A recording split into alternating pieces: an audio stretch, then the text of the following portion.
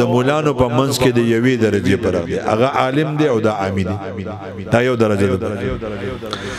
کو عالم سره په مستحبات عمل کوي نو عوام به په سنتونو عمل کوي خو کو علما سنتونو ترال مستحبات پر خودل نو بیا به عوام په واجبات عمل شروع خو کو علما پس واجبات ترا کو شول نو بیا به عوام صرف پرایز کوي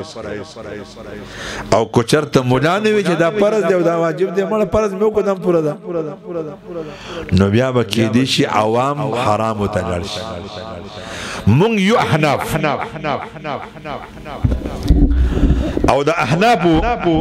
مسلک دا دی د امام صاحب رحمت الله علیه چې دا د غوګونو ته به دا غټه ګوتې مخامخ کوي دا به د دې نرمو سره لګوي دا د شیخ صاحب دا د امام صاحب مسلک محاذات سره برابر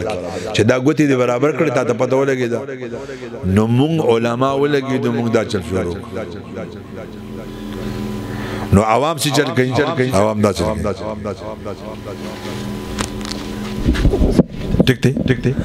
عوام دا چل مونږ مستحب پر خدا مستحب دا جایز دي